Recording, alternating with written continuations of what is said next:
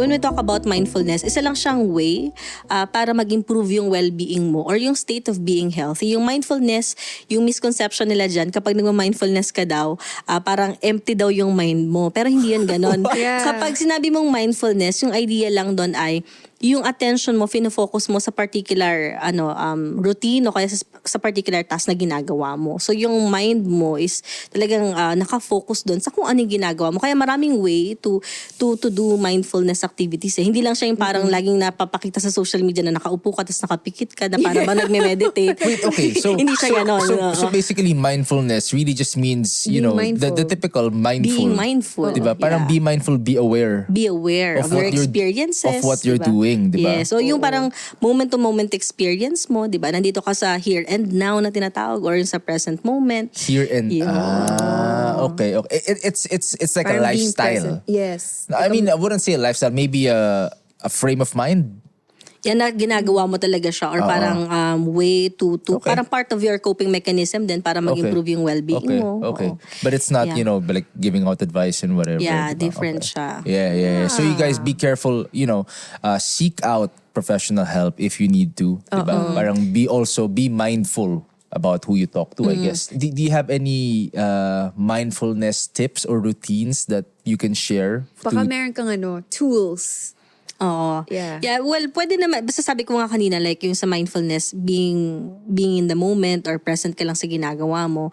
Halimbawa yung pinaka-basic na pwede mong itry sa bahay, yung walking. Tinatawag din siyang mindfulness in motion. Kasi kapag naglalakad ka, ang focus mo lang naman dun yung breathing mo eh. Tapos syempre yung daan, dapat tumitingin ka. So nakafocus ka dun sa walking, di ba? Sa breathing, sa feel mo yung body mo. Mindfulness din siya.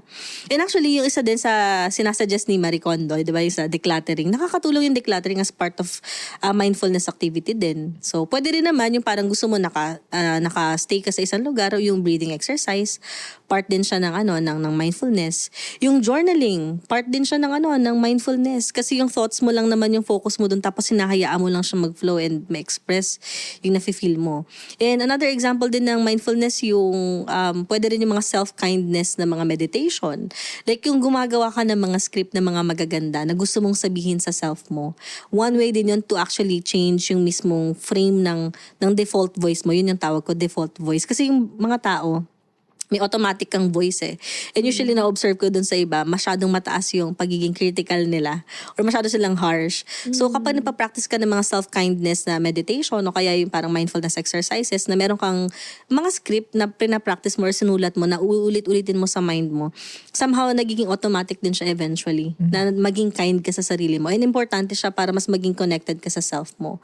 So anything na pwede nilang gawin na parang maging connected sila dun sa ginagawa nila, maging focus sila sa present moment. Pwede siyang example ng mindfulness. Hindi siya yung parang kailangan, yung parang traditional na dapat nakaupo ka, nakapikit ka, humihinga ka ng malalim. Hindi siya kailangan ganon.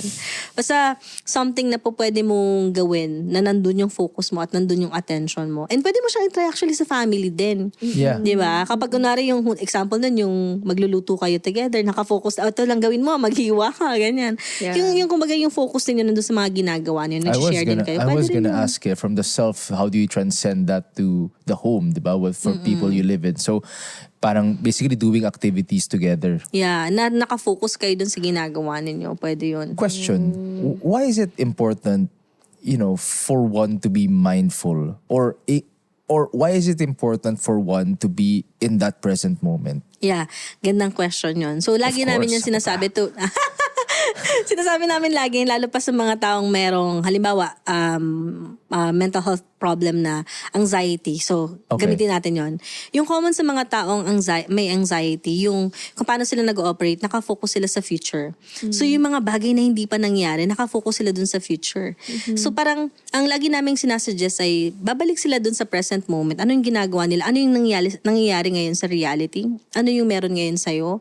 Diba? Meron ba talagang harm? Meron ba talagang threat? Kasi sa ngayon, wala namang threat, pero nandun yung parang feeling, nafe-feel ng body mo na parang may threat. Advance na kagad siya.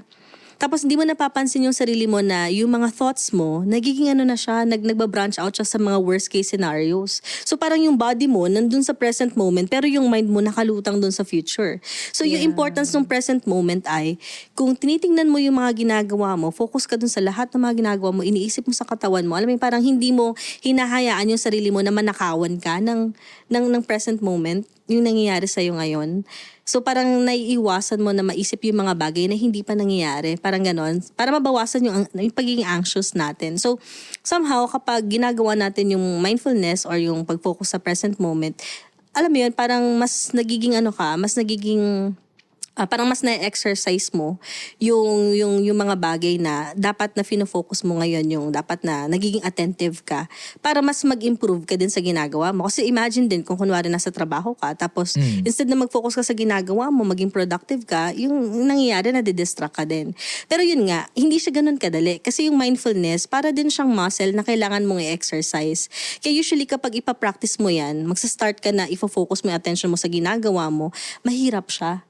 Kasi parang hindi mo siya nakasanayan. Usually parang iba nakafocus sa past, iba naman nakafocus sa future. So every now and then you have to catch yourself kung saan pumupunta yung attention mo, ipapracticein mo siya. Hanggang sa eventually automatic na ikaw na hindi ka na ganun ka na-anxious. Have it all with PLDT Home Fiber, only all 1799. Get everything you need now in one upgrade. Enjoy unlimited internet speeds of up to 200 Mbps that comes with a special entertainment bundle plus more exciting promos and giveaways monthly. Visit pldthome.com/fiber-upgrade for more details. Hi, I'm Rian Portuguese. Don't forget to like and share this video. And don't forget to follow PLDT Home on its social media accounts.